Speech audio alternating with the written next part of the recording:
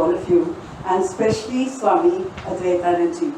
He says people don't know him, but I think everyone here knows him. Take a few. He is currently serving in Nashik. He has travelled all over the world, enthralling his audience with his lucid lectures.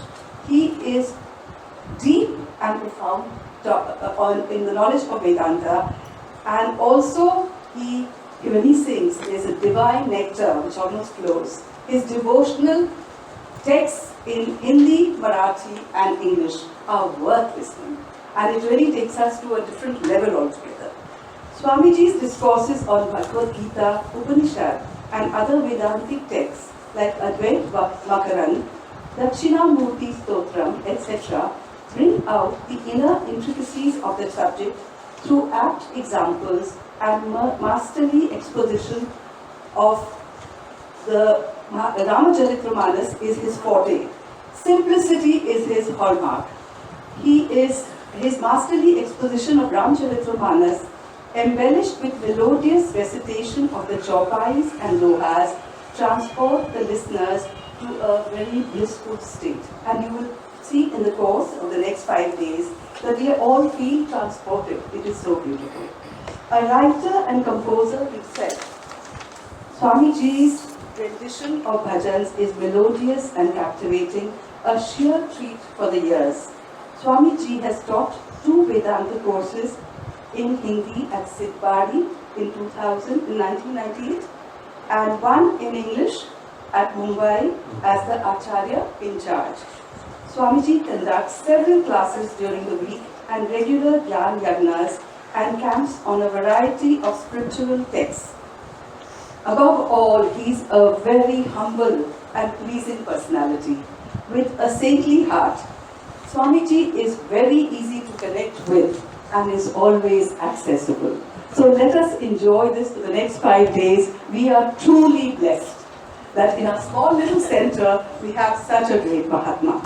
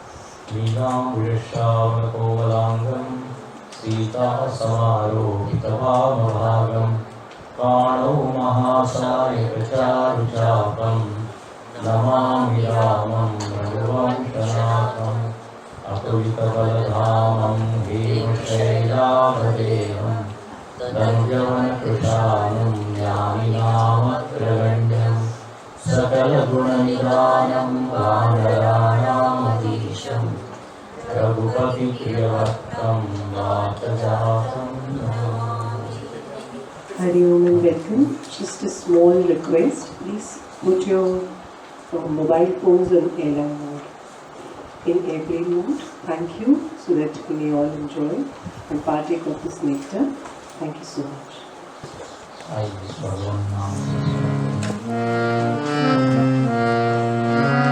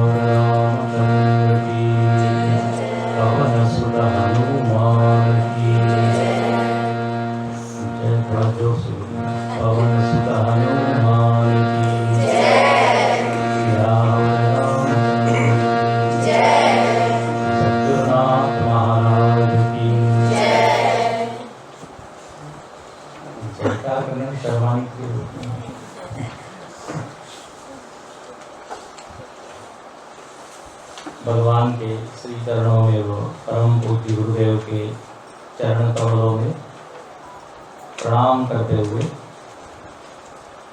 आज हम सब लोग इस रामायण ज्ञानिके का प्रारंभ करते हैं। यहाँ पर पधारे सभी लोगों को हरिओम प्रणाम।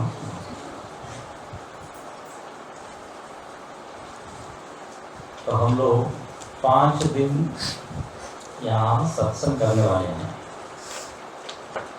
सत्संग का विषय मालूम है आप लोगों को? स्वामी आप ही बताएंगे हमको क्या आपके कार्ड में या मैसेज में तो आया है केवट कथा। हाँ, देखिए अपने धर्म में अनेक धर्म ग्रंथ है, 4 वेद है, नाम याद है? ऋग्वेद, यजुर्वेद, सामवेद और अथर्ववेद। आज हम लोग वेदों से बहुत दूर हो गए, वेदों के दर्शन नहीं किए, वेद मंत्र हमको मालूम नहीं, लेकिन मूल धर्म ग्रंथ वेद है, ये मानना चाहिए। इसलिए अपने धर्म का नाम वैदिक धर्म है, सनातन धर्म है। सनातन मतलब जो इटर्नल, हमेशा। इसके अलावा अपने पास बहुत सारे ग्रंथ हैं। भगवत गीता का नाम सुना है? गीता किसने किसको सुनाई? अर्जुन ने कृष्ण को, कृष्ण ने अर्जुन। स्वामी इतना तो मालूम है हमको। गीता बहुत प्रसिद्ध ग्रंथ है। महाभारत एक बहुत प्रसिद्ध ग्रंथ है। श्रीमद् भागवत बड़ा लोकप्रिय है। ऐसे अपने आप ग्रंथों की भीड़ है, समझ, ग्रंथों का भंडार है, ज्ञान का भंडार है। जब तक्षशिला, नालंदा, इन सब लाइब्रेरियों को जलाया गया, उसके बाद भी 6 महीने तक वो जलती रही। मतलब कितने ग्रंथ होंगे? अभी अपने पास उपलब्ध ग्रंथ है वही इतने सारे हैं, तो पहले कितने होंगे? 18 पुराण है ना? उसके बाद अनेक सूत्र ग्रंथ है, ब्रह्म सूत्र, योग सूत्र, नारद भक्ति सूत्र, और इन्हीं ग्रंथों में एक ग्रंथ है रामायण। अब हमको वेद मालूम नहीं, गीता पूरी याद नहीं है, उसका पूरा विषय मालूम नहीं, लेकिन रामायण एक ऐसी पुस्तिका है या ग्रंथ है, यहाँ पर जितने लोग बैठे हैं सबको मालूम है। रामायण मालूम है ना? राम कथा सबको मालूम है। लेकिन यही विशेषता है रामायण की कि मालूम होते हुए भी सुनने आए हैं आप लोग। शबरी की कथा किसको नहीं मालूम?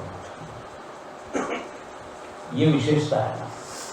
ये अजरामर ग्रंथ है, अजर अमर, चिरंजीवी ग्रंथ है, जिनको काल में बांधा नहीं जा सकता, जो काल में सीमित नहीं है, मर्यादित नहीं है। हजारों साल बीत गए, लेकिन आज भी राम जी उतने ही पॉपुलर है। राम जी और रामायण दोनों। आप जानते हैं रामायण कितने देशों में है प्रसिद्ध? याद रखना, केवल रामायण भारत में ही नहीं है, 25-30 देशों में रामायण प्रचलित। इंडोनेशिया, थाईलैंड, बर्मा, कंबोडिया, बाली, नेपाल, उनकी भाषाओं में रामायण वहाँ प्रसिद्ध। और पूरे भारतवर्ष के हर प्रांत में रामायण है। पीछे हमने जब पंचकुला में कथा की तो बताया था, 6 महीने हो गए उसको। रामायण हर प्रांत में। उत्तर भारत में रामचरितमानस जो हम देखने वाले हैं, महाराष्ट्र में भावार्थ रामायण, दक्षिण भारत में कंब रामायण तमिल में, बंगाल में कृत्तिवास रामायण, काश्मीर में डोगरी रामायण, पंजाब में भी मैंने सुना गोविंद रामायण गुरु गोविंद सिंह जी ने संक्षेप में लिखी है। हम गुवाहाटी गए असम में, सारे रामायण बताए हमने, लेकिन मुझको मालूम नहीं था असमीज में भी है। तो प्रवचन के बाद वो आकर बोले आपने हमारा नाम नहीं दिया। हमने कहा हमको मालूम नहीं। तो असमीज में, उड़िया में है, फिर गुजराती में है, जस्ट टेक द नेम है। केरला में अध्यात्म रामायण बहुत प्रसिद्ध है। मार्गशीर्ष मास में पूरे महीने वो पढ़ते हैं। ये तो है अपने भारत की बात है। भारत के बाहर अभी जैसे मैं बताया इतने देश, तो रामायण इतनी प्रसिद्ध क्यों है? क्योंकि राम जी इंटरनेशनल फिगर है, बल्कि इंटरनेशनल कहने के बजाय इंटर कॉस्मॉस, अखिल ब्रह्मांडीय, क्योंकि अखिल कोटि ब्रह्मांड नायक भगवान को ऐसा बोलते हैं। तो जब इतने प्रसिद्ध है तो इतनी रामायण तो होगी। अब देखिए रामायण शब्द का अर्थ क्या है? रामायण किसको कहते हैं? हर शब्द का एक अर्थ होता है। अब इसके ऊपर कभी हम विचार नहीं करते, रामायण रामायण बस बात पूरी हुई। But it is very interesting. Just listen to it very carefully. Generally, when we say Ramayan, समाज में बड़ा प्रचलित है, जो कि बिल्कुल गलत है। यदि कोई व्यक्ति आके अपना ही समस्याएं, अपना दुख नाम लेते ही माइक लाइट गई क्या? इसी तो चल रहा है कनेक्शन। मैंने तो कुछ किया नहीं भाई। हेलो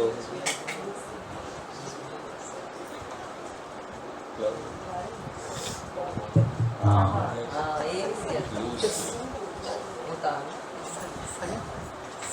तो प्राय रामायण शब्द का अर्थ ये होता है, जब कोई अपनी समस्या या दुख सुनाता है तो लोग कहते हैं ये आके अपनी रामायण शुरू कर देता है, रामायण सुनाता है। ऐसा बोलते हैं क्या? हाँ बोलते हैं, लेकिन ये बिल्कुल गलत है। आगे से मत बोलिए। रामायण मतलब दुख की कहानी नहीं है, प्रॉब्लम्स की स्टोरी नहीं है। Actually it remove all the problems and all the sorrows. इसलिए गोस्वामी खुद रामायण में लिखते हैं, बुध विश्राम सकल जन रंजन, राम कथा कलि कलुष विभंजन। बोले ये लोगों को विश्राम देने वाली है, शांति और आनंद देने वाली। सुनत श्रवण पाय विश्रामा। आजकल लोगों के पास सब कुछ है, लेकिन शांति नहीं, विश्राम नहीं है। लाख रुपए की घड़ी पहनी हुई है, लेकिन टाइम नहीं है। कहते हैं इमारतें ऊपर चली जा रही है, उसकी ऊंचाई, लेकिन मन नीचे जा रहा है। हम आपको तकलीफ हो, इधर आगे बढ़ जाना। अच्छा,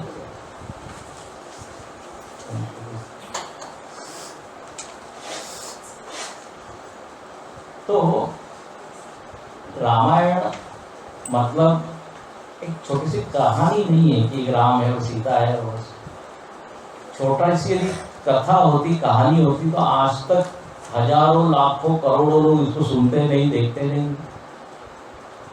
रामायण में ऐसा क्या आकर्षण है जिसके कारण आज भी वो ताजी है?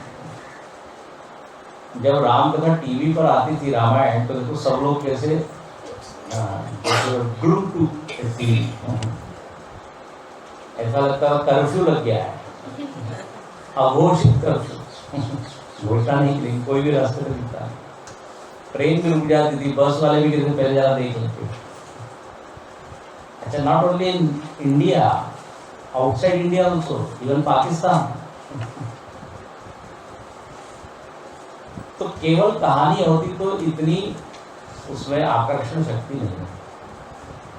इस रामायण के बहुत सारे आयाम हैं, so many aspects are, so many facets are there, so many angles are there. इस रामायण में राम जी की कहानी तो है ही, आत्मज्ञान है इसमें। ध्यान से सुनिए, राम जी की भक्ति कैसे करें, भक्ति साधना है, मार्ग है। वैराग्य कैसे बढ़े, उसकी कथा है। फिर व्यवहार कैसे करें, कैसे बोले, कैसे बैठे, कैसे चलना चाहिए, ये भी है।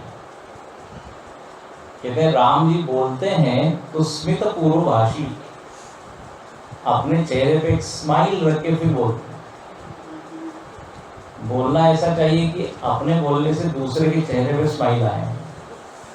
हम लोग ऐसा बोलते कि स्माइल आ जाती है। Smile 1 mile away it goes, but when he speaks everybody is so happy. तो बोलना कैसे, रामोद्वीर्णा विभाषते, राम जी 2 बार नहीं बोलते, एक बार में इतना बढ़िया से बोल देते हैं। नहीं तो बार बार हम क्या कहते हैं, मैं अपने शब्द वापस लेता हूँ, मैं थोड़ा करेक्ट करता हूँ। We are not perfect in the first attempt, लेकिन भगवान का कहता है बोले द्वीर्णा विभाषते। तो व्यवहार कैसे करना, व्यवहार की कला। देखो लोग बड़े बड़े ज्ञान को पढ़ लेते हैं लेकिन व्यवहार नहीं आता। राम जी का व्यवहार आप देखेंगे अद्भुत है। वाल्मीकि रामायण में प्रभु रामचंद्र जी के 70 से ज्यादा गुण बताए, और वाल्मीकि जी ने कितने श्लोकों में लिखी है रामायण, लगभग 26,000 श्लोकों में, 24,000 श्लोक। यस,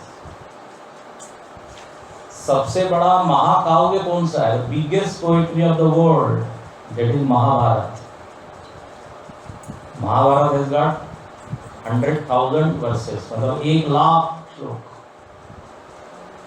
अब आप समझ सकते हैं महर्षि वेदव्यास जी की बुद्धि कितनी विशाल होगी। 1,00,000 श्लोक, हम लोग एक श्लोक याद नहीं कर पाते, याद कर लेते हैं लेकिन दूसरे दिन भूल जाते हैं। आगे पाठ पीछे सपाट, कहते हैं इतिहास भूगोल दोनों क्या बेवफा, सुबह पढ़ो शाम को सफा।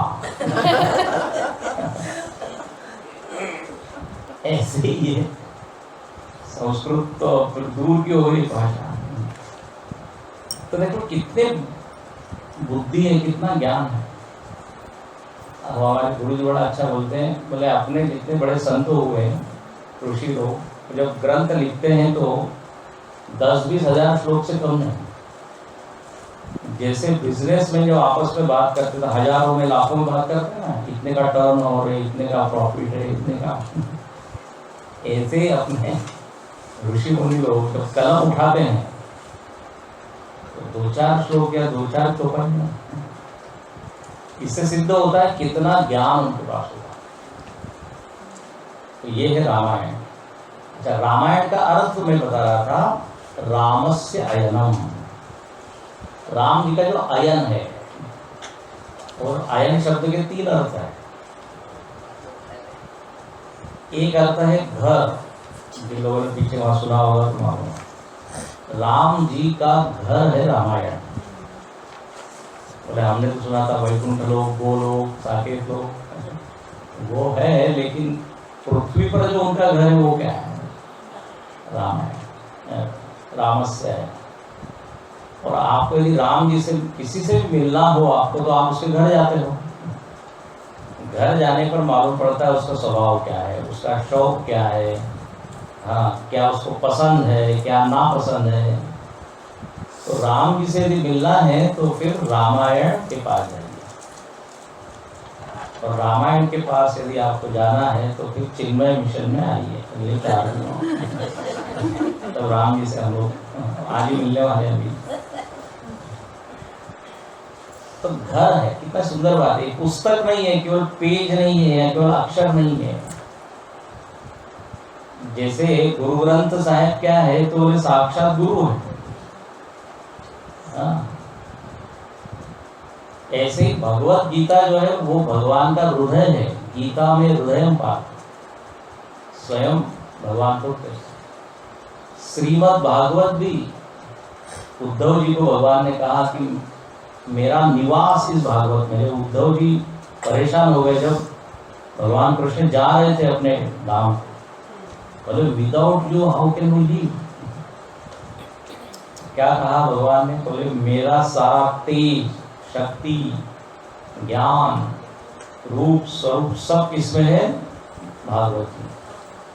You consider this Bhagavata is me, मैं ही भागवत।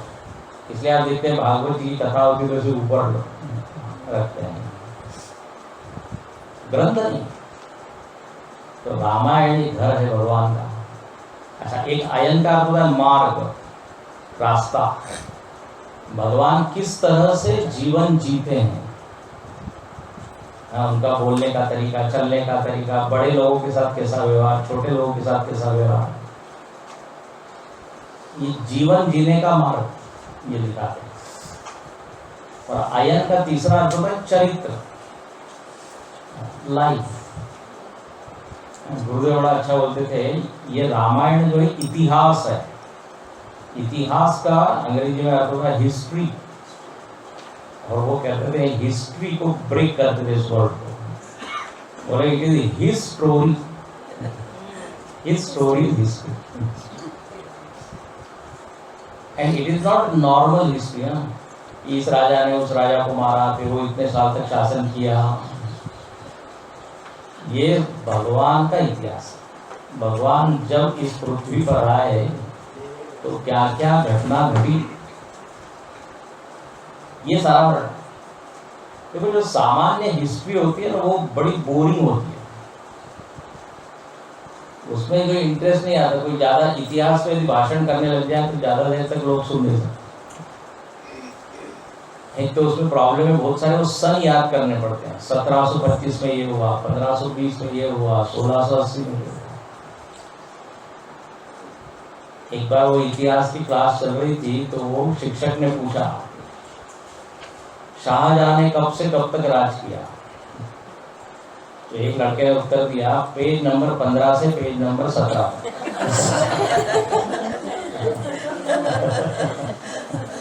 बाकी कुछ नहीं। So point is, it is not that boring history. ऐसे इस रामायण में तो राम जी का ये मार्ग है, राम जी का चरित्र है, राम जी का घर है। हम लोग की मुलाकात भगवान से। हम लोगों की इतनी भक्ति तो बड़ी नहीं कि हम इन आंखों से देखें, तो मन से ही हम देखें। इसमें भगवान श्री राम जी के 3 रूपों का वर्णन। एक निर्गुण निराकार, हाँ, जैसे जो निराकारवादी है वो लोग राम को किस रूप में मानते हैं? निर्गुण निराकार। कबीर, जैसे कबीर दास जी, कोई उसका आकार नहीं। नानक जी का कोई आकार नहीं था। वही निर्गुण निराकार उसको ब्रह्म का है। रामायण में ब्रह्म का, राम स्वरूप तुम्हार वचन अगोचर बुद्धि परो। बोले जो बुद्धि के परे हैं, which cannot be grasped or perceived or known through our sense organs. It is beyond all our sense organs. अपने इंद्रियों के पीछे जो है, भीतर बैठा है, ये निर्गुण रूप का, निराकार रूप का, यही चैतन्य या ब्रह्म या कॉन्शियसनेस जब माया शक्ति से जुड़ जाता है, ये आपने पढ़ा होगा, सुना होगा। जब माया से ये चैतन्य जुड़ जाता है तो उसका नाम हो जाता है भगवान या ईश्वर। हाँ, उसको सगुण निराकार कहते हैं। और वही कभी कभी अवतार लेता है, तो वो क्या बन जाता है? सगुण साकार। और वो जब मानव रूप में लेता है, अब देखो सगुण साकार भी अलग अलग है। श्रीमद् भागवत में भगवान के अलग अलग अवतार की कथा है, तो हर समय ही वो मनुष्य बनता है ऐसा नहीं है। कभी वो नरसिंह बन जाता है, कभी वो वामन रूप बन जाता है, कभी कच्छप कछुआ, कभी मत्स्य, कभी वराह। वराह मतलब सूअर का, जैसी जरूरत है। जैसे हम लोग भी अलग अलग वेश धारण करते हैं ना। शादी में जाना है तो अलग ड्रेस, श्रद्धांजलि सभा में जाना है तो अलग ड्रेस, वहां पे चमक दमक करके नहीं जाना। फिर स्पोर्ट्स क्लब में जाना है तो वहाँ डिफरेंट, प्रवास करना है, यात्रा करना है तो डिफरेंट। तो एज पर द नीड ना, एज पर सिचुएशन। इसलिए भगवान कहते हैं संभवामि युगे युगे। पहली लाइन बोलेगा तो कहाँ से आपने उठा के बोला है संभवामि युगे युगे? यदा यदा, हाँ वो पहला छोड़। अजो विसन्नौ वे आत्मा भूतानां ईश्वरो सन् प्रकृतिं स्वामधिष्ठाय संभवाम्यात्ममायया। उसके बाद यदा यदा हि धर्मस्य ग्लानिर्भवति भारत अभ्युत्थानमधर्मस्य तदात्मानं सुधाम्यहं परित्राणाय साधूनां विनाशाय च दुष्कृतां धर्म संस्थापनार्थाय संभवामि युगे युगे। कम से कम ये 2 श्लोक तो याद होने चाहिए गीता के। गीता में ये नहीं कहा है, इसको लगता है कि गीता के बाहर है। गीता में भगवान कहते हैं युगे युगे अहम संभवामि, मतलब समय समय पर मैं जैसी जरूरत है उस तरह से मैं आता हूँ। जब अधर्म बहुत बढ़ जाता है, एक्सट्रीम अनराइचियसनेस, अनएथिकल प्रैक्टिसेस, तब when situation is beyond control, जैसे कहीं दंगा फसाद हो जाता है, पहले तो लोग समझाने बुझाने का प्रयत्न करते हैं, लेकिन जब उनके कंट्रोल के बियॉन्ड होता है तो वहाँ अवतार होता है। किसका? सेना का अवतार होता है, पहले पुलिस का होता है, पुलिस से भी नहीं होता तो फिर सेना, फिर फ्लैग मार्च निकाल। सेम है। गुरुदेव से किसी ने कहा था कि अभी अधर्म बहुत बढ़ रहा है, अब भगवान के आने का समय हो गया है। गुरुदेव मुस्कुरा दिए, बोले अभी इतना अधर्म नहीं बढ़ा है, अभी ज्ञान यज्ञ कर पा रहे हैं हम लोग, और इतने अधर्म के लिए हम लोग काफी है। रावण के समय को आप याद कीजिए, जब राम नाम लेना नॉट अलाउड, हवन करना नॉट अलाउड, तब पे आते हैं ये तभी ठीक है। तो ये राम जी का सगुण साकार हो, तो मानव रूप में जब आते हैं तो मानव के लिए उपयोगी हितकारी ऐसा चरित्र का, एक आदर्श, एक आइडियल, एक रोल मॉडल। हाँ, इसलिए हम क्या कहते हैं मर्यादा पुरुषोत्तम, ये उनकी विशेषण है। अब भगवान राम ने अनेक लीलाएं की, बहुत ही प्यारी प्यारी, बड़ी मीठी लीला। जैसे कृष्ण भगवान की लीला है, श्री राम जी और कृष्ण में है दोनों एक ही, लेकिन उन्होंने अलग अलग समय पे अवतार लिया है, तो अलग अलग ढंग से काम करना था। इसलिए आप देखें तो बड़ी मजेदार इंटरेस्टिंग कंपैरिजन होता है। बोले राम का नाम ही बड़ा आसान है, सरल है, राम आराम से आप ले सकते हैं। कृष्ण के लिए जरा जीभ को टेढ़ा करना पड़ता है, नाम खड़ा भी वो ठीक से नहीं रहता, बाके भी आ रही है, बाका 3 जगह है ना कृष्ण। और क्या फर्क है? बहुत सारे अंतर है। राम जी की एक पत्नी थी और उसका हरण हो गया, और कृष्ण हरण कर करके शादी कर रहे हैं। भागवत सुनिए, रुक्मिणी हरण हुआ। राम जी दिन में आते हैं, कृष्ण भगवान रात में आते हैं। आज सुबह बता रहा था, और चोर लोग रात में आते हैं, माखन चोर। एक जेल में आता है, एक महल में आता है। देखो इसका अर्थ समझ लीजिए, गहरी बात, कि भगवान can manifest at any place and at any time, because he is all pervading, omniscient, omnipresent. वो सर्वव्यापक है, सर्व काल में है, इसलिए उसको आप ये नहीं कह सकते कि आप दिन में कैसे प्रकट हो गए, आप पहले तो रात में आए थे। तो जो रात में भी आ सकता है, दिन में भी आ सकता है। नरसिंह भगवान शाम को 6 बजे प्रकट हुए। हनुमान जी का जन्म भी सुबह 6 बजे का है। इसका मतलब है वो कभी भी आ सकते हैं, 24 घंटे में व्याप्त है, प्रवटी। तो एक ही है, लेकिन अवतार उन्होंने 2 रूप में किए। अब राम अवतार जब हुआ है, तो राम अवतार के समय जो परिस्थिति थी आप जानते हैं, रावण आदि ने आतंक बचाया था, अच्छे लोगों का जीना मुश्किल हो गया था। तब भगवान आके बहुत सारी लीला करके 2 काम करते हैं, परित्राणाय साधूनाम विनाशाय च दुष्टानाम। जैसे आप दवाई खाते हो, तो दवाई 2 काम करती है, रोगाणुओं को मारती है, ठीक है ना, जो रोग पैदा करते, और जिससे हमारी हेल्थ अच्छी होती है, जीवाणु कहते हैं उसको बचाती है। तो समाज में जीवाणु कौन है, जिसके कारण समाज हेल्दी है? बोले साधु है, महात्मा है, संत है। और साधु मतलब ये मत समझना है जिसकी दाढ़ी बहुत लंबी है या बहुत लाल पीले कपड़े पहने हुए हैं। साधु का अर्थ होता है सज्जन, साधु का अर्थ होता है गुड। साधु मतलब एक केवल वेशधारी नहीं है, इसलिए सफेद कपड़े में भी कोई साधु हो सकता है, और साधु के कपड़े में कोई ठग हो सकता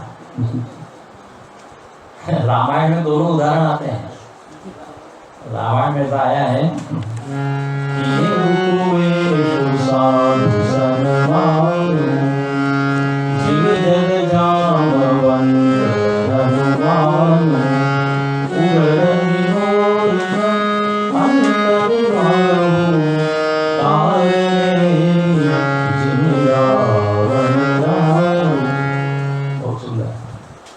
पंक्तियों में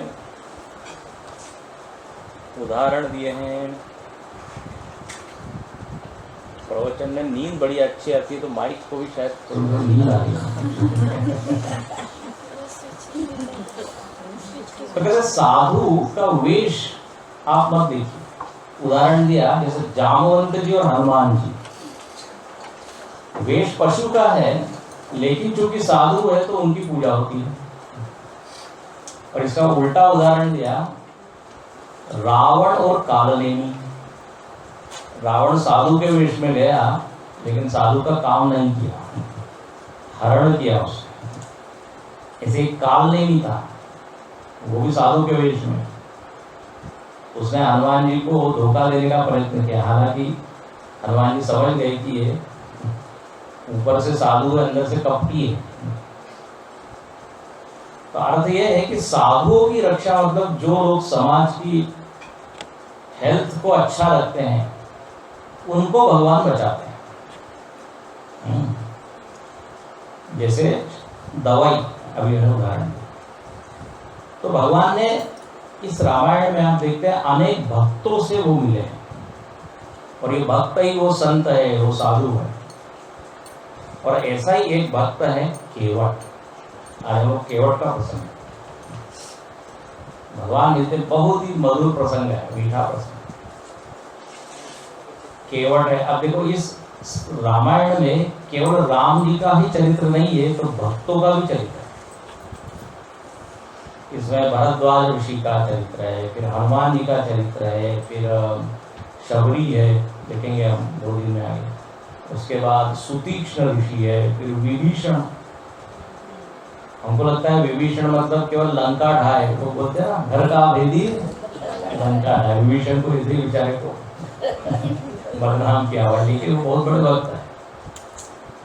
उनकी भक्ति तो हमसे कहीं ज्यादा है, श्रेष्ठ है, क्योंकि चारों ओर वातावरण प्रतिकूल है विभीषण, और वो भक्ति टिकाए हुए हैं। It is not so easy. जहां आपके मत का एक भी आदमी नहीं, सब विरोध, तो उनका भी चरित्र है। तो अयोध्या से लेके लंका तक there is a chain of different devotees. तो भगवान सबसे मिलते हुए जाई जाई सुख दीन, सकल मुनि के आश्रमई जाई जाई सुख। हर आश्रम में जाके भगवान ने उनको आशीर्वाद दिया, सुख दिया, आनंद। तो ऐसा ही एक भक्त है केवट, जो कि इंतजार कर रहा है भगवान के आने। और भगवान वहाँ पहुँच रहे हैं जंगल में। जब कई ने कहा कि आपको तो वन में जाना है। देखो भगवान की बोलने की कला में जो बोल रहा था, कौशल्या जी के पास भगवान गए, अपने माता जी के पास। अब माता जी को तो ये खबर नहीं थी कि रात भर में सिचुएशन बदल गई है। कई ने 2 वर मांगे हैं। कौशल्या जी के पास राम जी गए तो कौशल्या जी को लगा कि अब राज्याभिषेक होने वाला है, तो आशीर्वाद मांगने आए। कौशल्या जी बड़ी खुश मिला, आए आओ आओ बेटे। भगवान ने कहा कि थोड़ा सा परिवर्तन हो गया। देखो बोलने की तरह बोले, मुझको अयोध्या का राजा अब नहीं बनाया जा रहा है, इसकी वजह जंगल का राजा बनाया जा रहा है। पिता दीन मोहि कानन राजू। अब ये एक सामान्य व्यक्ति होता तो क्या इतना गुस्सा करता, इतनी शिकायत करता, इतना पैर पटकता, ये क्या है, एक दिन आप प्रॉमिस करते हो दूसरे दिन। राम जी वैसे ही करते तो फिर रामायण नहीं होती, फिर हम लोग भी कथा जिसे उठाते। रामायण इसीलिए क्योंकि उनके रिएक्शंस आप देखिए, व्यक्ति का व्यक्तित्व कितना बड़ा है ये आपको उसकी रिएक्शन से और रिस्पॉन्सेस से समझ में आता है। छोटी सी बात में आजकल लोग एकदम ऐसे डिस्टर्ब हो जाते हैं, अपसेट हो जाते हैं, बिकॉज वो माइंड में वो डेप्थ है ही नहीं, थॉट्स में जो होनी चाहिए। तो हमारे गुरु जी कहते हैं हमारे घर में जाते हैं तो घर में सब कुछ है, TV set, sofa set, T set, but always upset है ना, ऐसा नहीं है। सुनते हैं रामायण, करते हैं महाभारत।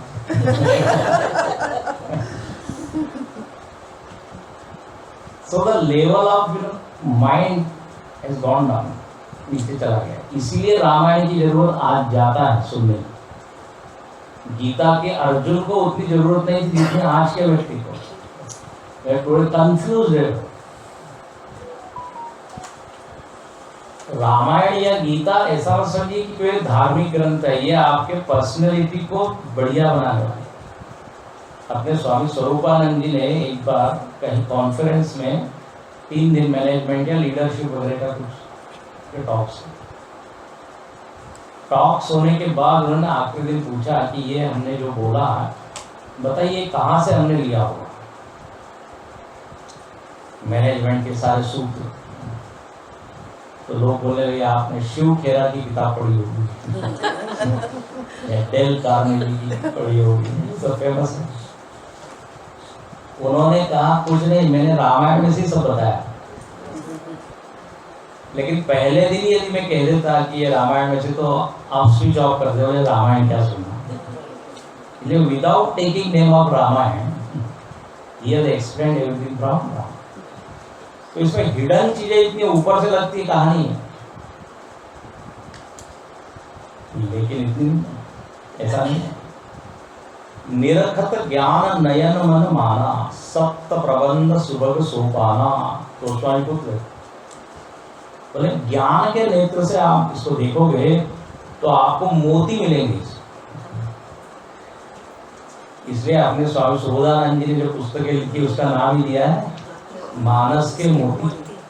ये तो सही बात है। तो ऐसे इस रामायण में केवट का जो प्रसंग है भक्तों का, तो भगवान कैसे बोलते हैं हमें ये बता, एक एक चीज सीखने वाली बात।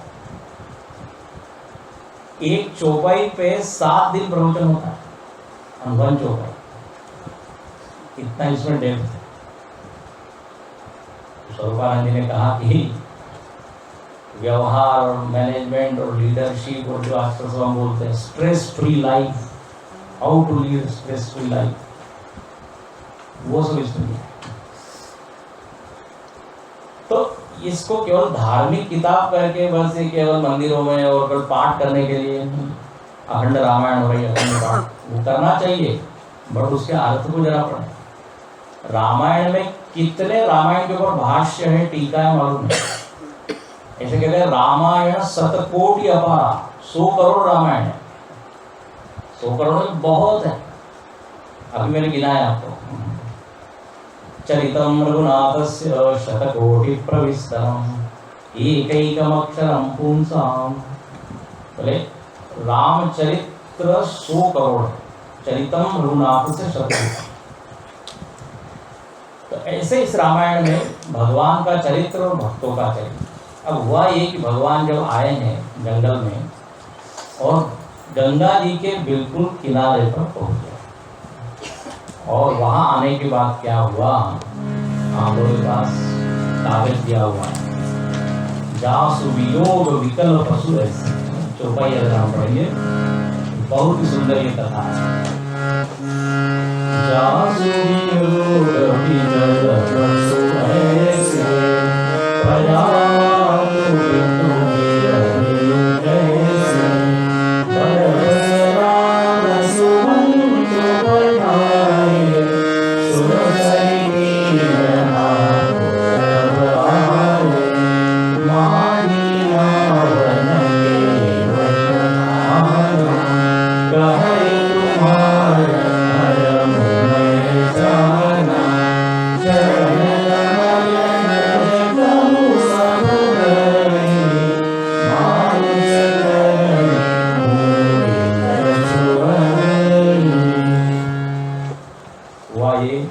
सुमंत्र जी जो कि उनको छोड़ने आए हैं जंगल में, सारथी है रथ, उन्होंने भगवान को छोड़ा है गंगा जी के किनारे और वो वापस चलते हैं। तो वर्णन यहाँ पे ये है कि जो पशु है ना घोड़े, वो घोड़े भी ये बात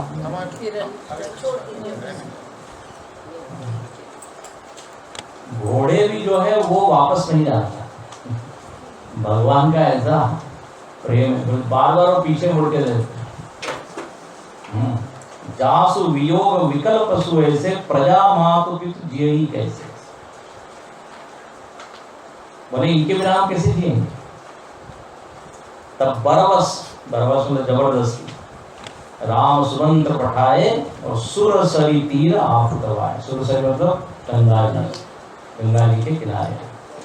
अब देखिए दृश्य, आप देखिए, अब आप चंडीगढ़ में मत रहिए, श्रृंगवेरपुर चलिए, जहाँ गंगा जी का प्रवाह है। गंगा जी के तट पर भगवान खड़े हैं। भगवान को जाना है उस पार, जाना था गंगा पार, क्या प्रभु केवट की नाव चलते हैं भजन में। अब वहां पर एक ही नाव है और भगवान जो है उस केवट को बुलाते हैं, अरे इधर आओ इधर आओ। मागी मतलब मांगना। लेकिन वो जो केवट है, मल्लाह है, न आना, वो आता ही नहीं। ये बड़ा अभी बुला रहा है इतना, जान बुझ के उसने बिल्कुल गंगा जी के बीच में खड़ी भगवान बुला। अब ये पूरे इस कथा में ऐसी मजेदार बात है, प्रायः हम लोग मांगते हैं ना भगवान से, लेकिन अब यहाँ इस पूरे कथा में उल्टा ही है, भगवान याचक बने हैं। भगवान या दीन ही है, उनके पास कुछ भी नहीं है, तो एक सामान्य जीव जैसे होता। अब केवट को बुला रहे हैं, आता नहीं। अच्छा भाई क्यों नहीं आ रहा है, हमको पार जाना है। तो वो क्या कहता है, कही तुम्हार मर्म में जाना। बोले मैं इसलिए नहीं आ रहा हूं क्योंकि आपका मर्म जानता हूं। मर्म मतलब रहस्य। अब कोई यदि आपको बोले आपका सब मैं रहस्य जानता हूँ तो आप घबरा जाओगे ना, हो जाते मेरे सारे सीक्रेट सुना। राम जी ने कहा आज तक तो मुझको कोई ठीक से जान नहीं पाया, ये बल्ला बड़ा कह रहा है। माम तो वेदना कश्चन, गीता में भगवान ने बोला है कि मुझको कोई नहीं प्राप्त, मैं सबको जानता हूँ लेकिन मुझको कोई जानता नहीं। विधि हरि संबुर नचावनिहार, तेऊ न जाने मर्म तुम्हारा, ऐसा आता है। बोले ब्रह्मा विष्णु महेश भी नहीं जान पाए और ये बताइए केवट कह रहा है आता नहीं है। अच्छा मजेदार बात ये हो रही है, वहां पे दूसरी कोई नाव नहीं है भाई। जैसे कोई नहीं आ रहा है, जैसे आप ऑटो रिक्शा बुलाते हो, टैक्सी बुलाते हो, वो नहीं आ रहा है तो बहुत ठीक है हम दूसरा लेंगे। बट यहाँ समस्या भगवान के सामने है कि दूसरी नाव ही नहीं। अच्छा और जब ऐसी स्थिति होती है तो वो रिक्शा वाले बड़े भाव खाते हैं, आपको जाना है आप आइए, हम क्यों आए।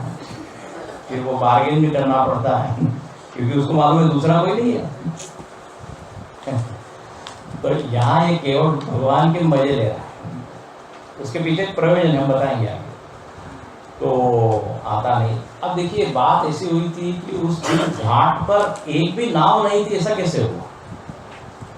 तो कथा के अंदर कथा ऐसी है कि पहले जंगल का जो राजा है निषाद राज, उसको जरूरत पड़ी थी मदद की, सेवा की, तो केवट ने उसकी सहायता की थी। और वो तो राजा है निषाद राज जंगल का, बड़ा खुश हो गया तुमने हमारी सेवा की, तुमको कुछ मांगना हो तो मांगो। तो केवट ने कहा कि मैं जब जरूरत पड़ेगी तब मांगूंगा, अभी रिजर्व में रखो, जब राइट टाइम आएगा तो आई विल आस्क।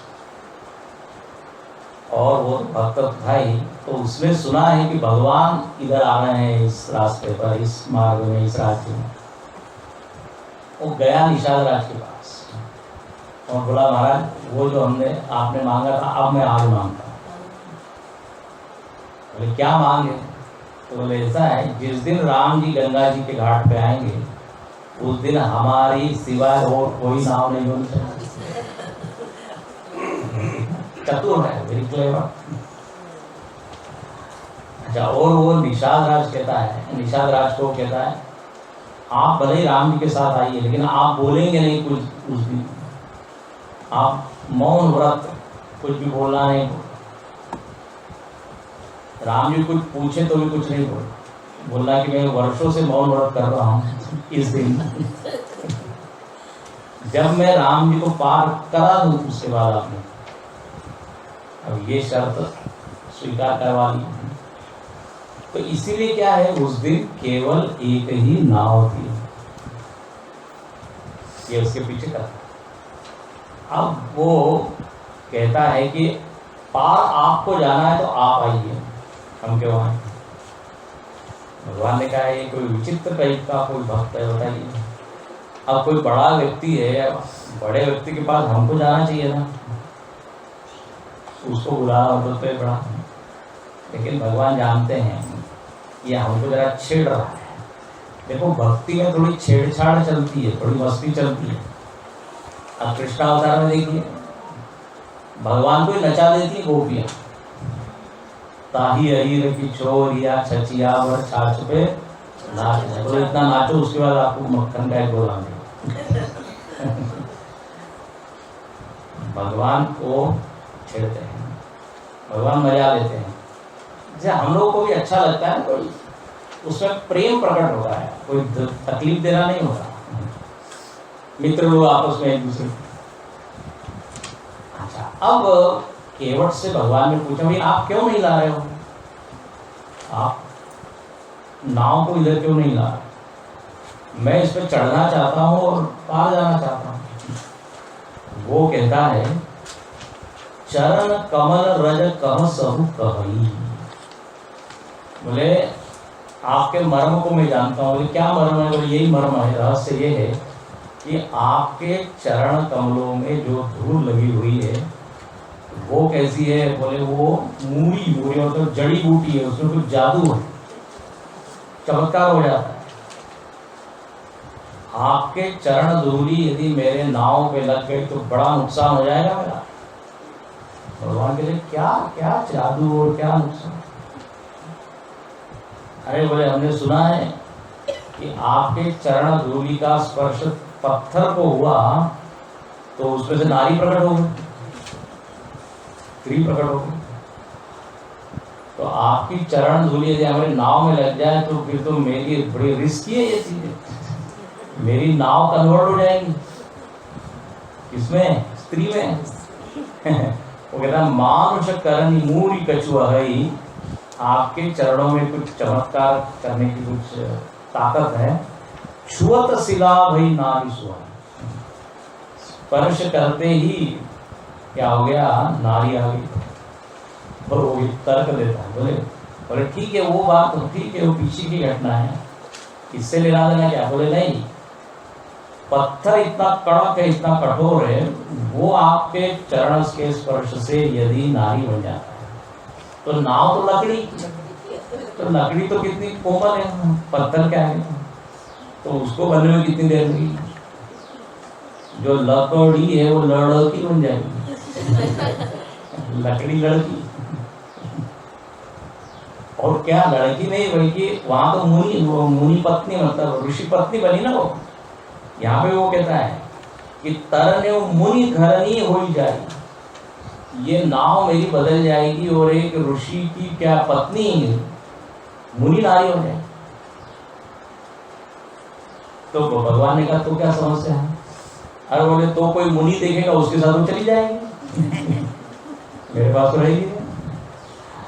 अच्छा, और दूसरी बात, आपकी चरण धूलि लगने से एक तो मेरी नाव चली जाएगी, और नाव जाना मतलब मेरे तो पेट के ऊपर लात मार दिया, क्योंकि जीविका उपार्जन क्या है? यही साधन है, नाव खेलना। तो भगवान ने कहा ऐसा कर लीजिए, दूसरा कुछ काम कर लो ना, एक ही काम थोड़ी, बहुत सारे दुनिया में जॉब्स। वो क्या कहता है कि मुझको और कुछ आता नहीं जानो कछु और कबारू, दूसरा कोई काम आता नहीं। लेकिन मजेदार बात है, तो एक ही काम आता है, नाव चली जाएगी, वो काम चला जाएगा। अच्छा, दो नुकसान हुआ। तो एक तरफ तो नाव चली जाएगी, दूसरी तरफ चलो एक स्त्री आ जाएगी, कहीं किसी के साथ नहीं जाए, ठीक है, लेकिन वो मेरे घर में एक मेंबर बढ़ जाएगी ना, एक और पेट को पालना पड़ेगा, एक और मुख। तो इधर कमाई का साधन भी नहीं हो एक मेंबर।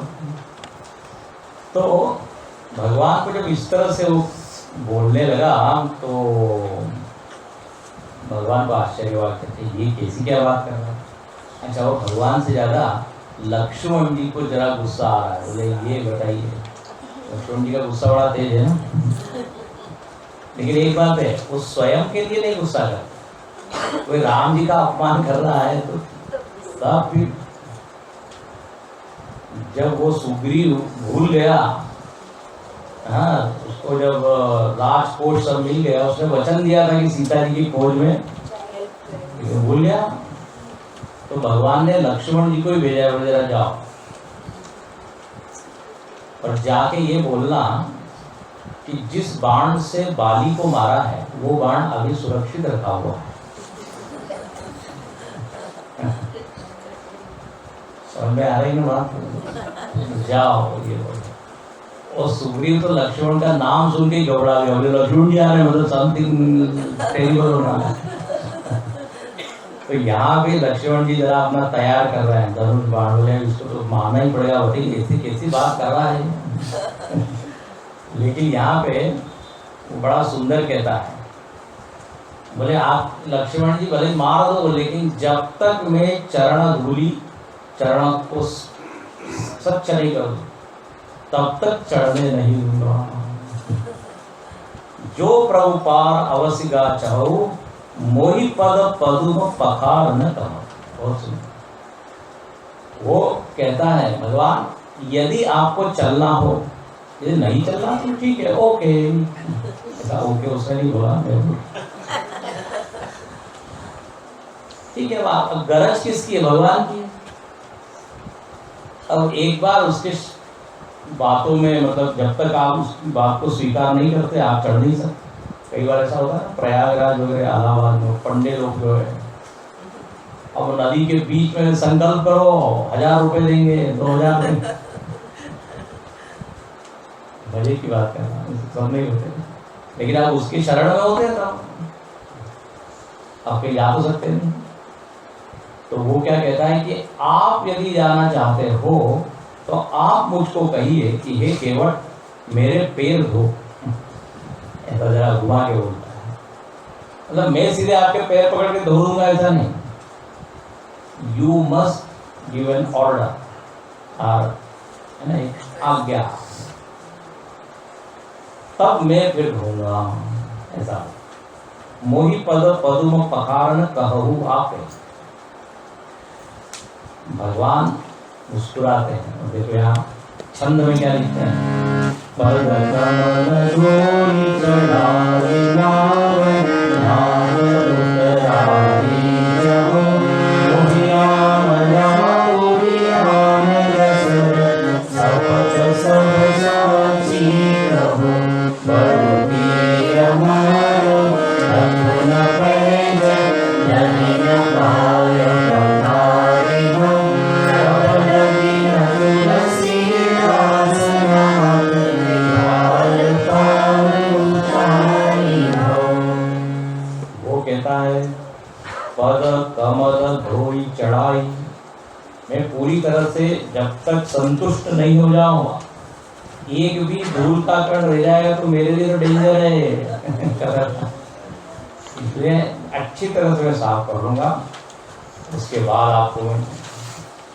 अच्छा, और वो क्या कहता है, आप यदि ऐसा सोच रहे हो कि मैं पैसे के लिए तो थोड़ा किराया मिल जाएगा इसलिए आप मेरे नाव पे चढ़े, ऐसी बात बोले बिल्कुल नहीं चाहिए, ना तो उतरा ही चाहो, वैसे भी अभी आपके पास है तो कुछ नहीं, आप तो कंगाल हैं अभी तो आपके पास कुछ नहीं, तो नाथ ने उतरा ही। और ये मैं कर रहा हूँ कि फल की प्राप्ति के लिए थोड़ी, इसको बोलते हैं ना गीता की भाषा में क्या, हम लोग कर्म करते हैं फल की इच्छा, फल की आग्रह से, फल की आसक्ति से। यहाँ कहता है no, I want to serve, तो यहाँ पर न उतराई। और मैं शपथ खा के, दशरथ जी की शपथ खा के कि और कोई मेरा दूसरा प्रयोजन नहीं है। अब ये शपथ खा रहा है, ऐसा बोल रहा है, तो फिर लक्ष्मण जी थोड़े नाराज हैं, बोले बोले लक्ष्मण जी बरुती रमान लखु न पाए जब लगी न पाए पखारी, भले ही लक्ष्मण जी तीर मार दे लेकिन मैं तो स्वच्छ करूंगा आपके पैर, पाद प्रक्षालन कहते हैं उसको, पाद पूजा कहते हैं, वो करूंगा, उसके बिना छोड़ूंगा। जब ऐसा आग्रह किया है, बड़ा यहाँ सुंदर वर्णन है सोरठे में, सुनके वट के रहना, प्रेम लगे से बिहसे नरनारे नर, चितई जानकी नयन, सियावर रामचंद्र की जय, पवन सुत हनुमान की जय, महादेव की जय, सब संयम की जय। जोर से क्यों आप उतना बोल रहे हो? उसके 2-3 कारण है। एक तो भगवान तक आवाज पहुंचनी चाहिए, दूसरी बात कोई आसपास सो रहा हो तो उसकी नींद हो जाएगी। हाँ, ये भी एक व्यवहार की जब करते तो जोर जोर से बोलते हैं, तो भगवान की जय जयकार करने में। तो यहाँ पे लिखते हैं सुनी केवट के हृदय, प्रेम लपेटे अटपट। जब केवट के बयान मतलब वचन, अब ये वचन कैसे थे, कितना सुंदर यहाँ लिखा है, प्रेम में लिपटे हुए अटपटे। It was normal, something unusual. भगवान क्या कोई बोलता नहीं, तो लेकिन उसमें प्रेम लिपटा हुआ है, द्वेष, क्रोध, ईर्ष्या, अहंकार ये नहीं। देखिए हम लोग जो शब्द बोलते हैं ना, तो शब्द भी लिपटे हुए होते हैं, अभिमान, अहंकार को सामने वाले को समझ में आ जाता है कि अभिमान से बोल रहा है। है ना। फिर क्रोध, क्रोध से तो स्पष्ट दिखता ही है। वाणी के आसपास भाव जो होता है मन का, वो लिपटा होता है। प्रेम के बोल होते हैं, ईर्ष्या के बोल होते हैं। फिर क्या, लालच है, बोलने में समझ आ जाती है इसको बड़ा लालच, लोभ। तो यहाँ पे क्या, प्रेम लपेट, बोलने की कला लिखी, प्रेम में लिपटे हुए होने चाहिए शब्द। प्रियम ब्रूयात, सत्यम ब्रूयात, प्रियम ब्रूयात, हितम ब्रूयात, मितम ब्रूयात। सत्य बोले, हितकारी बोले, कम बोले और मीठा हो। देखिए, हम लोग चाहते हैं कि हमसे लोग मीठा बोले, चाहते हैं हम कड़वा बोले और चाहे मीठा, ही कैसे होता। गुरुदेव कहा करते थे, this world is like eco, ecology बोलते ना, इकोलॉजी, तो वो कहते हैं इकोलॉजी, आप जैसा करेंगे वैसा नेचर आपको दे। सिंपल बात।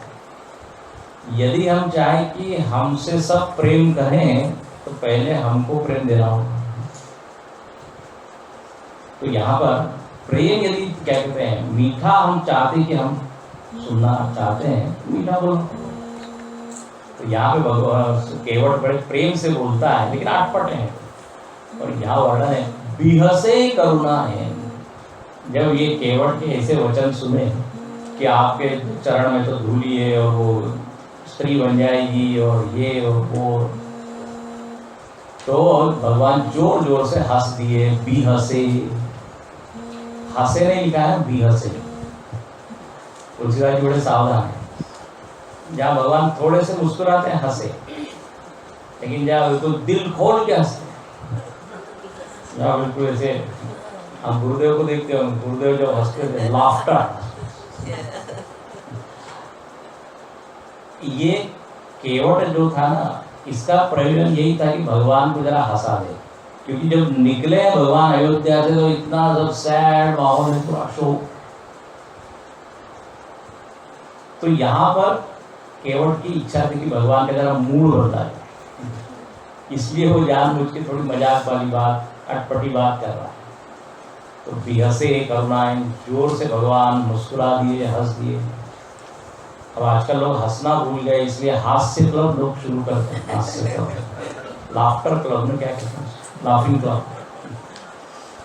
सब लोग मिलके फिर बिना कारण हंसते हैं। उसको जो लोग देखता है वो सही हंसता है, उसको क्या हो गया, उसकी हंसी सही हो।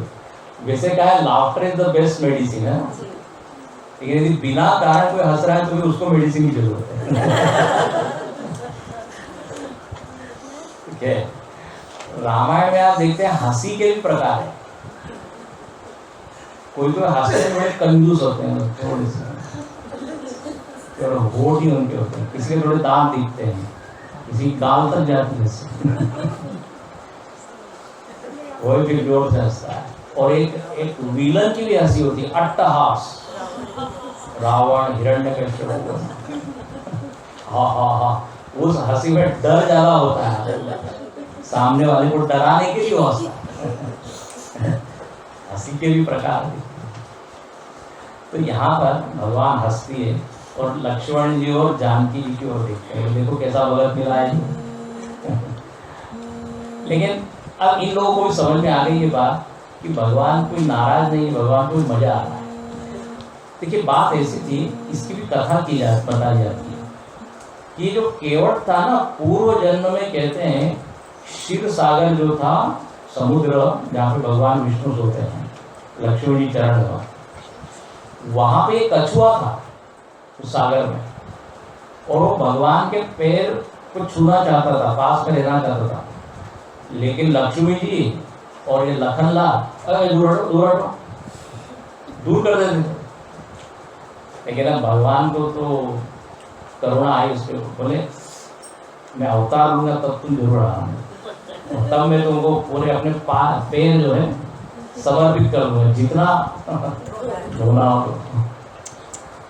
तो तो यहाँ भगवान मानो कि इन दोनों की ओर देख के याद करा रहे हैं, यू नो ये कौन है।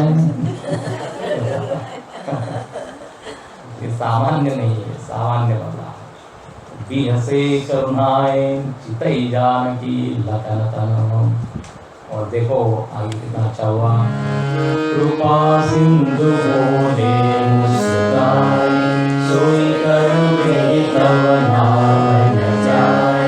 देवी आन जल पार पधार और विलंब उतारहि पार। दास नाम सुमिरत एक बार उतरहि नर भव सिंधु अपार। सोई कृपालु केवट जिमि होय जे जग कीर्ति उपगहु सोया। देखो यहाँ पर आ ही गया, कृपा सिंधु बोले मुस्काई।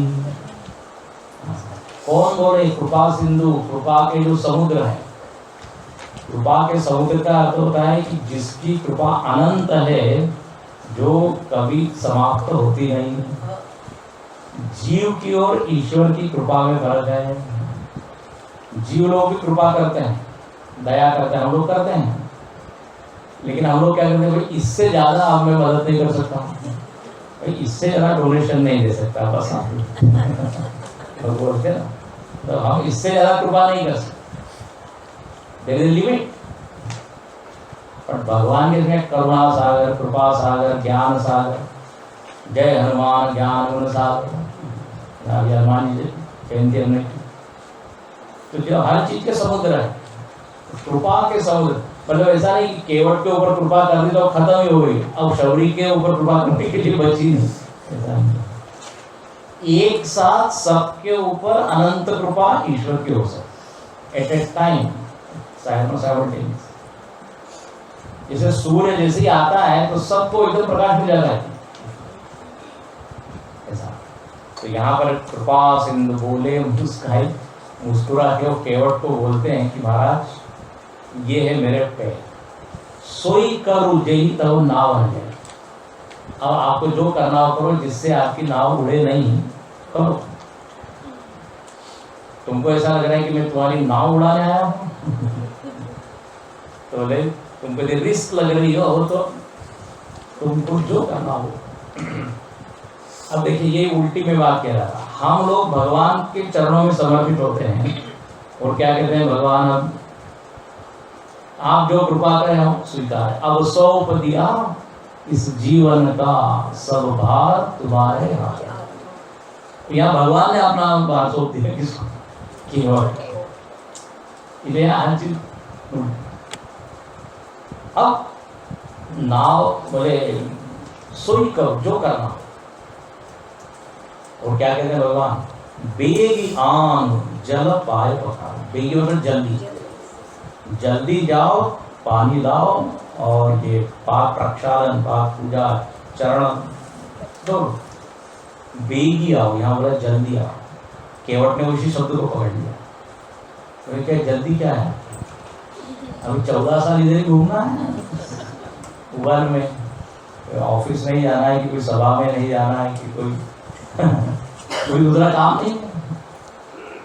अब आप हमारी टेरिटरी में हमारे शरण में, अब हम जब छोड़ेंगे तब क्या होगा। बेगी भले आप कहें, लेकिन अब हमारी नाव पे चढ़ोगे ना तो फिर अब हम। अब यही देखिए बात, ईश्वर सबका नियामक है, लेकिन आज यहाँ पर केवट नियामक हो गया। Who is controlling whom? नहीं, ये लीला है भगवान। अब हो तो विलंब उतार ही पारो, उसको बड़ा विलंब हो रहा है, जल्दी तुम करो। यहाँ पे गोस्वामी जी इसके ऊपर टिप्पणी कर देते हैं, एक दिमाग क्या, एक विचार उस पर प्रकट करते कि देखो, जासु नाम सुमिरत एक बार, सुंदर बात, ध्यान से सुनना। आपके पास है कि नहीं वो चौपाई मालूम नहीं, खत्म हो गई। जासु नाम सुमिरत एक बारा, है ना, यार आदि वहीं तक ही है। उतर ही नर भव सिंधु। बोले जिसका एक बार यदि आप नाम ले लो तो आप पार हो जाते हो भव सागर से। कहते हैं ना, नाम कमाई मांगे नानक, नाम क्या चढ़ी रहे दिन रात, नाम कुमारी नानक चढ़ी रहे दिन रात, भांग वसूड़ी सुरापान उतर जाए प्रभात। नाम का नशा, नानक नाम कमाई मांगे सब। तो नाम जबरदस्त चीज, नाम से आप पार कर सकते हो। हमको लगता है नाम पर विश्वास नहीं होते, कैसे होगा, राम राम कहने से कैसे होगा। राम तो इतना सा छोटा सा नाम है और हमारा काम इतना बड़ा है।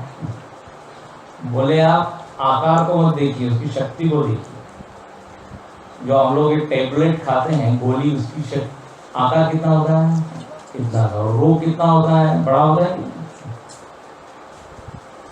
होम्योपैथी की दवाई तो और भी छोटी। एटम का कितना साइज होता है, अगर उसमें पावर कितनी होती है। तो राम नाम, नाम के ऊपर ही 10 दिन प्रवचन होता है, नाम महिमा।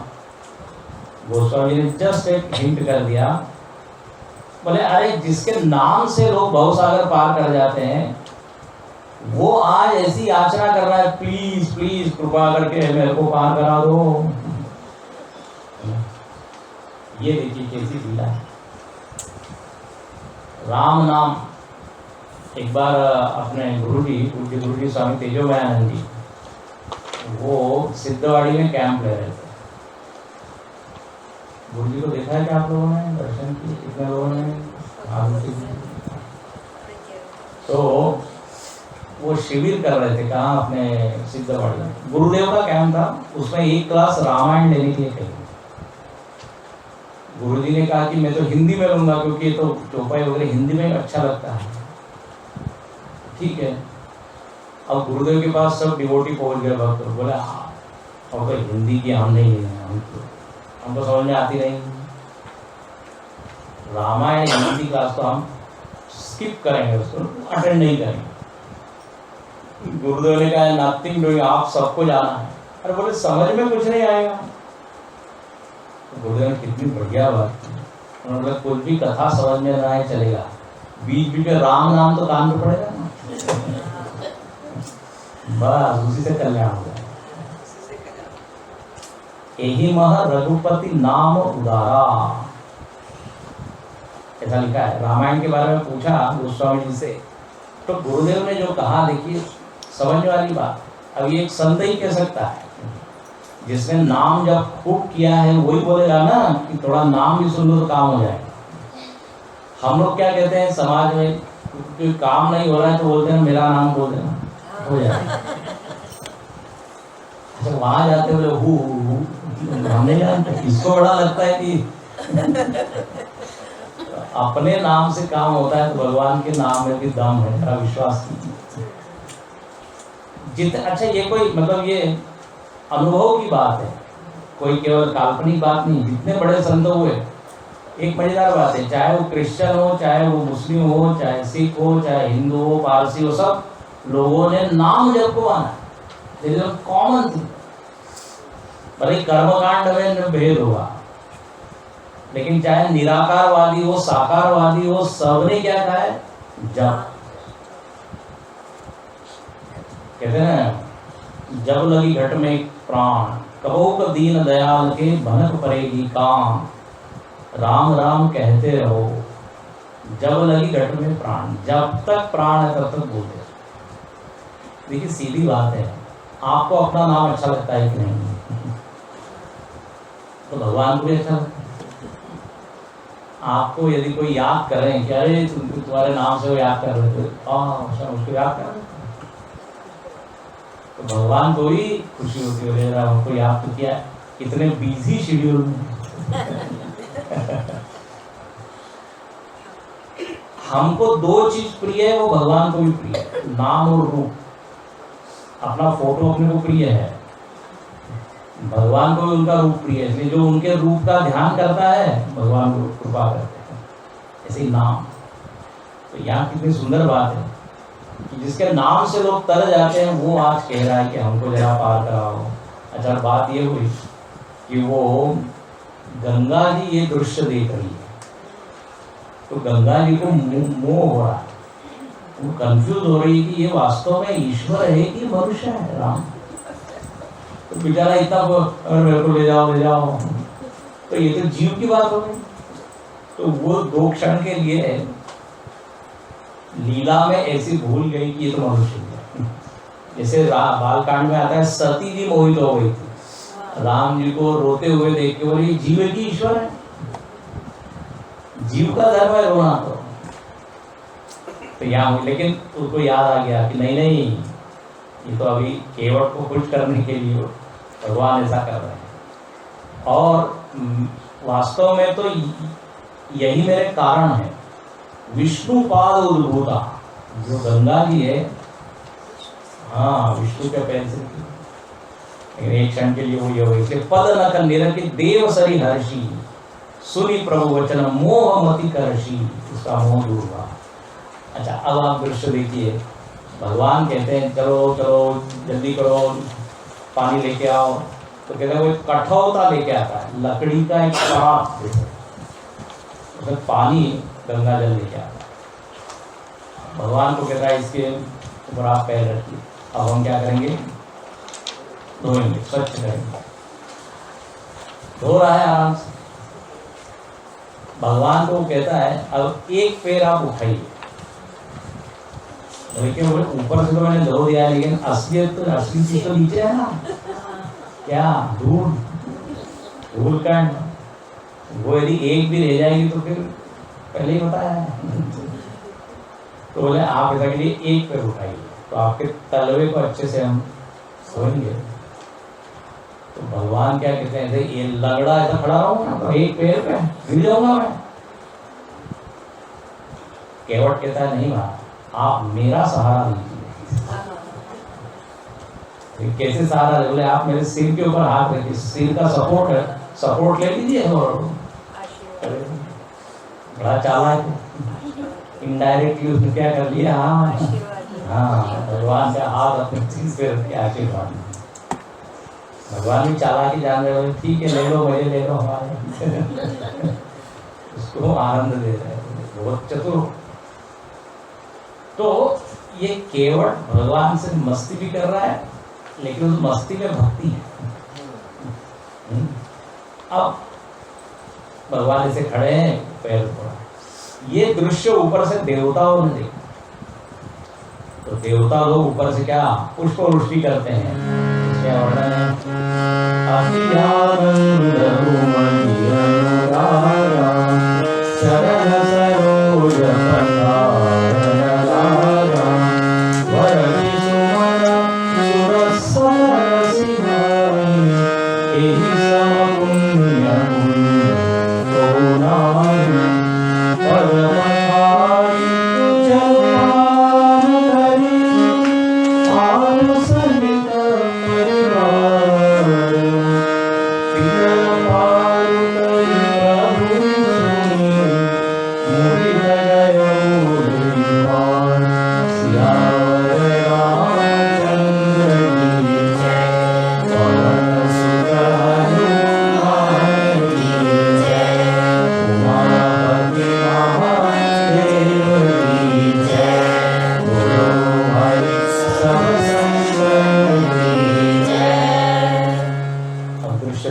अति आनंद उमगी अनुरागा। इधर वो गंगा जल से पैर प्रक्षालन कर रहा है, और फिर गंगा जल से नहीं, अपने अश्रुधारा से इतना रोमांचित हो गया, इतना भाव विभोर हो गया। अब भगवान के चरण मिल गए, इससे बड़ी। इस दृश्य को ऊपर से देवता लोग देखते हैं वर्ष ही सुवन, और कहने लगे, थोड़ी इनको मीठी मीठी ईर्ष्या हो रही है। वो बोलते हैं ये लाभ इसको मिल गया, एक अशिक्षित गांव का मल्ला, उसको भगवान मिल गए, और हम लोग इसी पुण्य इसका कितना पुण्य होगा कि उसको भगवान। और कहते हैं उसने पूरा पद पखारी, चरणों को धोकर उसने तीर्थ लिया, फिर चरणों तक, और अपने सहित 7 कुलों का उद्धार कर दिया। पितरों को पार, पितरी पार, और फिर भगवान ने कहा अब हो गए खुश, इच्छा पूरी? हाँ बोले इच्छा तो हो गई। अब बोले आप बैठाओ इसको, तो अब वो नाव में बिठाता है, आप बिठाता है, घुमाता है उनको। अब भगवान कह रहे जल्दी करो जल्दी करो, बोले अब तो बिल्कुल नहीं, अभी तो बोटिंग करा रहा हूँ, तो बोटिंग क्या मेरा ऐसा मौका मिलने वाला नहीं है, अब जब तक मैं संतुष्ट नहीं। ये भक्ति है। देखो जिसके प्रति हमारी भक्ति होती है उसका वियोग हम नहीं चाहते, जितना ज्यादा यहाँ प्रेम है, यहाँ आनंद है, तो छोड़ता नहीं है, लेकिन फिर अंततः छोड़ना पड़ा। अब भगवान उतरे हैं उस किनारे पर, बालू में खड़े हैं।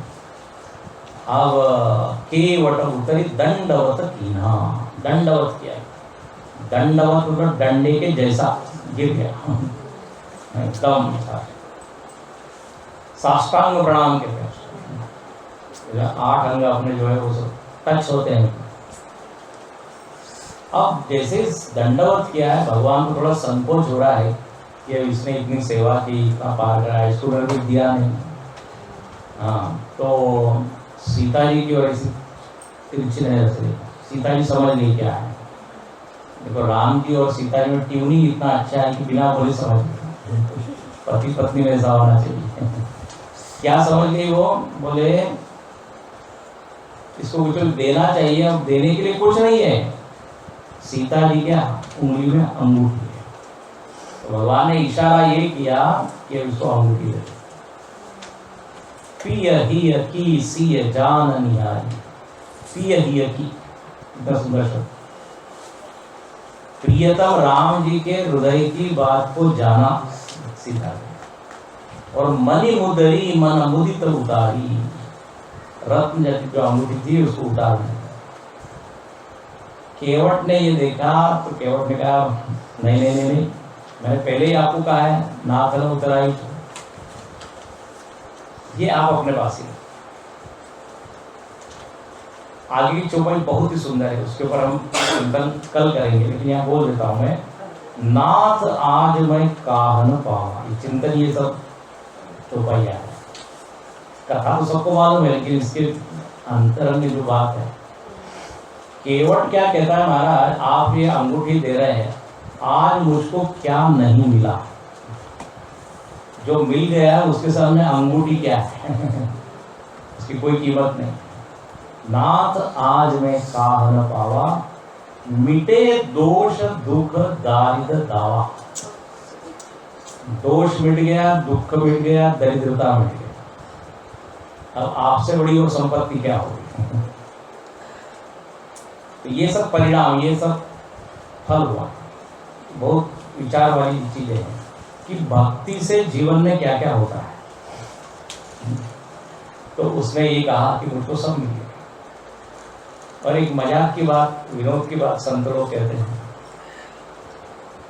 बोले केवट क्या कहता है कि आपसे उतराई लेनी नहीं चाहिए, क्योंकि हमारी और आपकी जाति एक ही है, दोनों का काम एक ही है। क्या दोनों का काम एक है? तो बोले देखो, एक नाई जो है दूसरे नाई से पैसा नहीं लेता, एक धोबी दूसरे धोबी से पैसा नहीं लेता। बोले वो ठीक है, लेकिन यहाँ क्या उसका कनेक्शन है? बोले आप भी मल्लाह हो, मैं भी मल्लाह हूं, दोनों पार कराते हैं। फर्क ये है कि मैं ये छोटी गंगा पार कराता हूँ, बहुत सारे पार कराता हूँ। कहाँ कहाँ से तुम ये सब विचार लेके आते हो, मजेदार बात। अच्छा, वो कहता है ठीक है, आप इतना यदि आग्रह कर रहे हैं तो फिर ऐसा कीजिए, आते समय जो चाहिए वो मैं बिल्कुल सिर भर, अब कछुनाथ ने चाहा फिर तिबार मोई जो देवा, आप जो दोगे वो मैं बड़े सो प्रसाद मैं सिर धर लेगा, प्रसन्नता से ले लूंगा। अब फिर देखिए कितनी चालाकी है, मतलब आत्मसमर्पण भी हमारे ही नाव है बेटा। ये क्या है? एक अशिक्षित होकर भी व्यक्ति उच्च स्तर का भक्त हो सकता है। इसलिए लिखा है भक्ति स्वतंत्र सकल सुख खानी। भक्ति के लिए कोई शिक्षा या धन या संपत्ति या नहीं है। क्या कहते हैं? शर्त है मन का भाव। तो ये केवल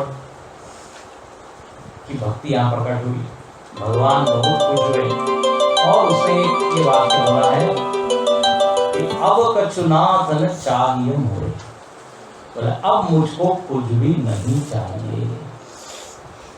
अब देखिए कब व्यक्ति बोल सकता है? हम बोल सकते हैं कि आपको कुछ नहीं चाहिए? मैं थोड़ा सोच के बताता हूँ, ठीक है ना। तो इसमें काफी भक्ति के सिद्धांत है, कल वो हम देखेंगे।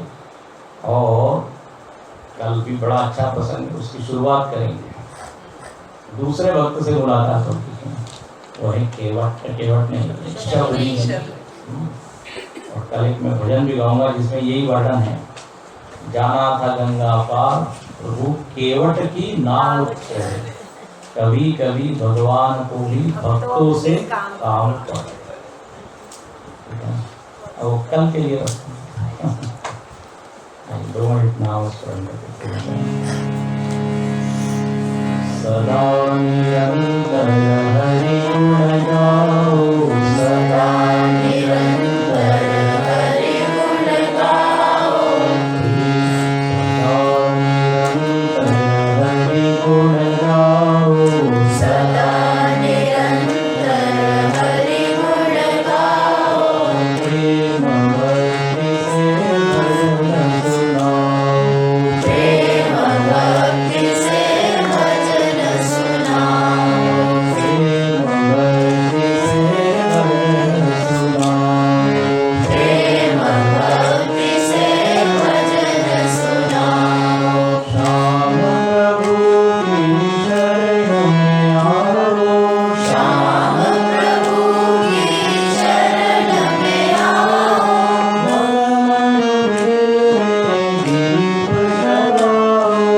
मन मंदिर में दीप जलाओ,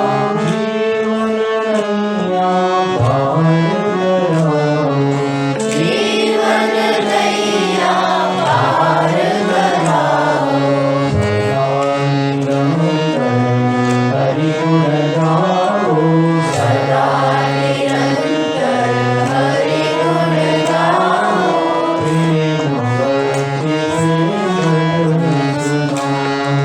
प्रेम भक्ति से भजन सुनाओ, सीता राम राम राम राजा राम राम राम, सीता राम राम राम राजा राम राम राम,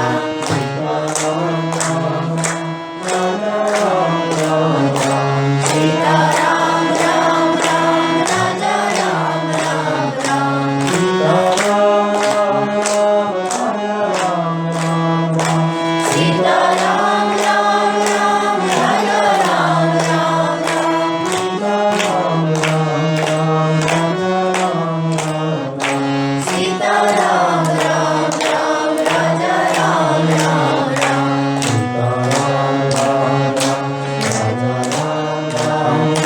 सीता राम राम राम राजा राम राम राम, सीता राम राम राम राजा राम राम राम, सीता राम राम राम राजा राम राम राम। सियावर रामचंद्र भगवान की जय, पवन सुत हनुमान की जय, सतगुरुनाथ की जय, गुरु भाई सब संतन की जय।